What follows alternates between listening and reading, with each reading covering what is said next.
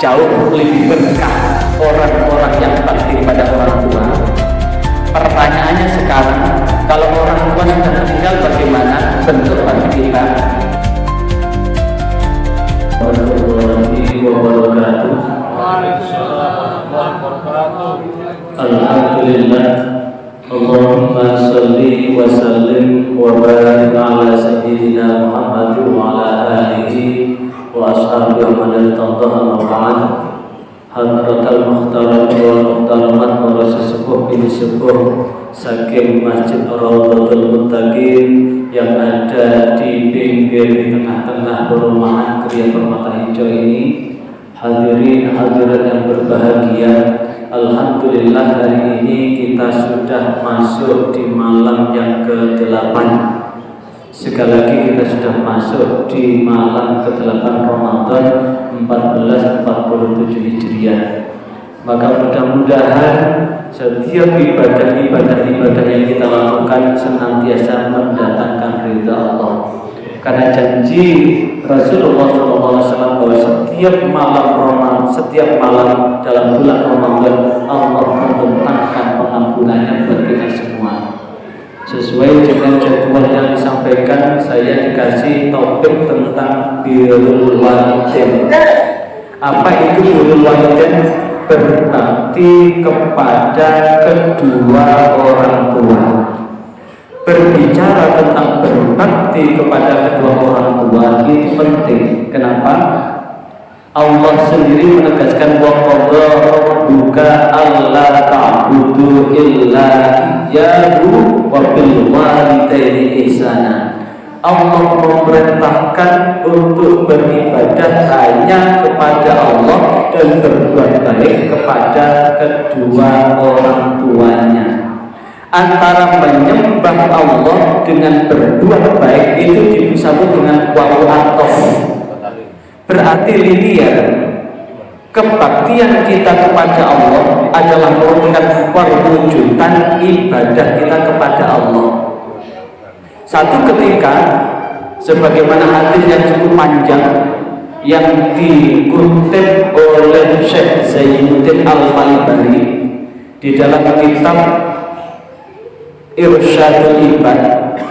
Satu ketika Rasulullah naik ke mimbar, belum sempat memberikan mau'izah, belum sempat berkhutbah, belum sempat menyampaikan sesuatu kepada sahabat, tapi Rasulullah diam sejenak. Dalam diamnya itu Rasulullah menjawab amin, amin, amin 3 kali.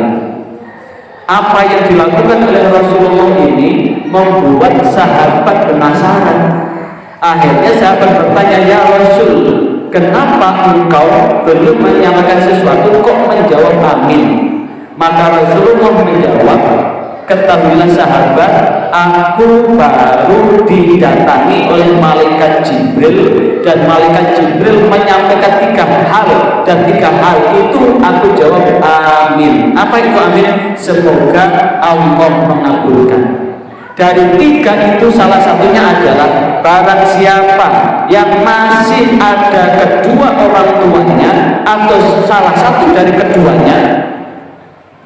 Sekali lagi, barang siapa yang masih ada orang tuanya, yang masih mendapatkan kedua orang tuanya, atau masih ada salah satu daripada keduanya. Kalau masih ada satu dari salah keduanya berarti sudah meninggal dunia satu.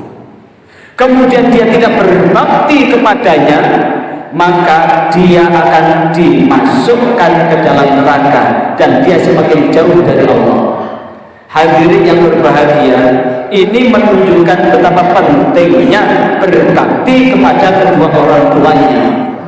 Allah sendiri menempatkan antara penyembah Allah dengan berbakti kepada kedua orang tua linear.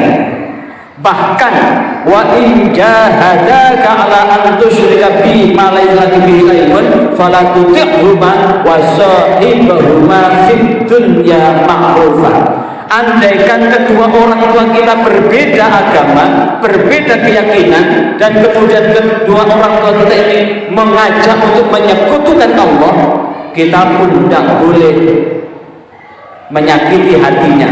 Sekali lagi, walaupun kedua orang tua kita ini berbeda keyakinan, kita tetap tidak boleh menyakiti hatinya. Tetap Allah memerintahkan wasahibhuma fid dunya ma'rufan. Tetap temani kedua orang tua ini dengan baik. Kata ma'rufan itu adalah kebaikan-kebaikan yang diyakini dalam kebiasaan masyarakat tersebut. Artinya, walaupun kita tidak mengikuti orang tua untuk menyekutukan Allah, tapi Allah tetap memerintahkan untuk berbakti padanya. Bahkan di dalam hadis yang diriwayatkan oleh Imam Tabrani, birru abaakum tabirru abnaakum. Becik bektiya sira nang wong tuwa loro sira kabeh, yakti bakal bekti anak-anak sira. Artinya, ketika orang tua masih hidup, kita diperintahkan untuk berbakti kepadanya. Jikalau kita berbakti kepadanya, anak-anak kita pun ketika kita sudah masuk usia senja seperti orang tua kita, maka anak-anak kita pun akan berbakti. Bahkan atas kebaktian itu, jikalau kedua orang tua itu ridho dengan apa yang ada di dalam diri kita, maka keridhaan orang tua itu menjadi wasilah Allah meridhoinya. Dan jikalau kedua orang tua kita murka, marah, maka Allah pun sebab dengan itu orang tua kita pun Allah pun murka karena kemurkaan kedua orang tua kita. Bahkan satu ketika Rasulullah menyampaikan bahwa orang tua itu adalah pintu surga tengah yang paling lebar. Jikalau engkau ingin masuk surga lewat pintu tengah itu yang paling lebar itu, bertilah kepada orang tua. Jikalau engkau tidak mau masuk surga, maka abaikan. Hadirin yang berbahagia, betapa banyak dalam dialog yang sangat panjang bahwa ketika Rasulullah ditanya tentang iman, dijawab dengan benar. Ketika ditanya tentang Islam, dijawab. Ketika ditanya tentang ihsan, dijawab. Tapi kemudian ditanya tentang kapan kiamat datang, maka Rasulullah menjawab, yang tanya jauh lebih tahu daripada saya. Jikalau engkau tidak tahu kapan kiamat, tahukah apa tanda-tanda kiamat itu datang? Salah satu tandanya adalah tanda kiamat adalah budak melahirkan tuannya. Sekali lagi, budak melahirkan tuannya. Apa makna? Diungkap oleh Syekh Zainuddin Al-Malibari di dalam kitab Irsyadul Ibad. Makna budak perempuan melahirkan tuannya adalah lahir anak-anak yang memperbudak orang tuanya. Jadi orang tua semakin tua bukan tambah ayu, orang tua semakin tua tambah diperbudak anaknya. Maka yang benar bagaimana? Yang benar bagaimana? Sak bejo-bejone wong isih ketunggonan wong tua. Sekali seuntung-untung orang adalah masih ketungguan orang tua. Maka orang tua yang merupakan pintu surga yang paling lebar itu adalah bagaimana menjadikan orang tua kita ridho. Maka ketika orang tua kita ridho, Allah pun akan memberkahi. Survei membuktikan di antara sekian anak, tentu ada anak yang berbakti pada orang tuanya, ada yang tidak. Jenengan lihat, jenengan petani satu persatu dalam kehidupan sekitar panjenengan, jauh lebih berkah orang-orang yang bakti pada orang tua. Pertanyaannya sekarang, kalau orang tua sudah meninggal, bagaimana bentuk bakti kita? Bentuk bakti kita adalah mendoakan setiap selesai sholat. Bentuk kita adalah mendatangi makbarahnya, kuburannya. Makanya ada namanya kata mudik. Mudik setiap hari raya itu, kalau orang tua sudah meninggal kemudian pulang kampung, itu adalah sekedar untuk apa? Menziarahi makamnya dan mendoakan. Kenapa?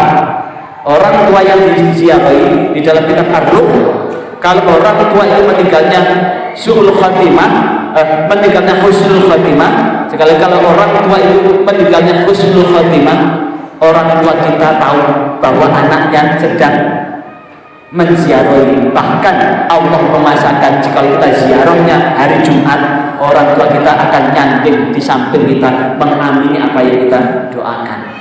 Karena itu wujud birrul walidain kita bukan hanya ketika orang tua masih hidup, sudah mati pun, sudah meninggal pun kita tetap punya kewajiban birrul walidain. Ketika masih hidup kita jaga tingkah laku kita, ucapan kita, karena sak bener-bener anak tetap salah lewani nang wong tuwa. Sekali lagi, sak bener-bener anak tetap salah lewani anak wani nang wong tuwa. Ojo sampai anak-anak itu jadi tuan dan orang tua dijadikan budak. Dan ini kalau ada anak sudah memperbudak orang tuanya, ini tanda kiamat akan dekat. Sekali lagi, tanda kiamat akan dekat. Karena itu mudah-mudahan yang Allah ridhai, mudah-mudahan hidup dan kehidupan kita senantiasa diselamatkan oleh Allah. Kita pun termasuk anak yang berbakti. Jika kita berbakti, mudah-mudahan anak-anak kita pun berbakti pada kita, sehingga datangnya anak betul-betul qurrata a'yun yang menenteramkan hati kita, yang menjadikan kita semakin tua, semakin menunjukkan kebahagiaan diri kita, sehingga anak-anak kita tetap mudah-mudahan diselamatkan. Dan jikalau ternyata ada anak kita yang nakal, sekali lagi, kalau ada anak kita yang nakal, jangan dibentak, jangan dimarahi. Karena apa? Sekali lagi kita merasa sakit hati atas tingkah laku anak kita celaka dia. Yang kita lakukan, kita berusaha untuk ridho, tetap kita doakan, mudah-mudahan terbuka hatinya. Kalau ada anak-anak wani, doakan aja. Bila perlu, sempatkan. Ketika anak masih ini juga ijazah dari kiai saya. Kalau ada anak yang gak mangsa sembur, adani kuping tengen, ikomai kuping kiwo. Bahkan leono jaran bugal itu ternyata ada sunahnya. Rasulullah suruh untuk mengadani telinganya.